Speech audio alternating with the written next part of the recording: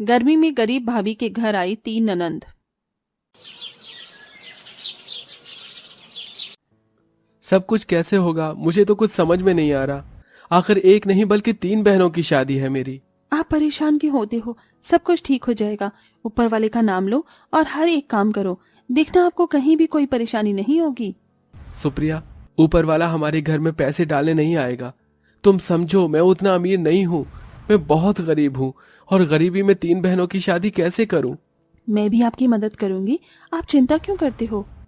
सारा दुख तो इस बात का है सुप्रिया कि जिन पैसे को मैंने इतने सालों तक जोड़ के रखा अपनी बहनों की शादी के लिए, आज आते वक्त रास्ते में कुछ गुंडों ने मुझसे वो सारा पैसा छीन लिया। मेरे पास अब एक फूटी कौड़ी तक नहीं बची। हे भगवान, ये सब क्या हो गया? ये आप कैसी बातें कर रहे हो? अब तो सच में मुझे भी चिंता हो रही है। शादी को मात्र 1 महीना ही बचा है। सुप्रिया, पूरे समाज में मेरी बेइज्जती हो जाएगी।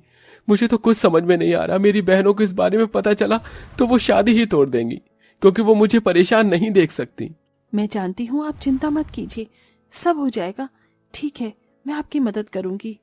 रात को आपस में ये सारी बातें करने के बाद दोनों पति पत्नी सो जाते हैं। अगले दिन जब सवेरा होता है, रवि की तीनों बहनें सुबह उठकर घर के कामों में लग जाती हैं। तो वहीं सुप्रिया रसोई में सभी के लिए खाना बना रही होती है। भाभी, आज आप क्या बना रही हो? कुछ खास नहीं, चटनी और रोटी ही बना रही हूँ। अब हम तीनों बहनें की शादी में सिर्फ 1 महीना ही रह गया है। भाभी, अब तो आप हमें हमारी पसंद का खाना खिलाना शुरू कर दो, फिर तो हम कभी कभी ही आया करेंगे आपसे मिलने।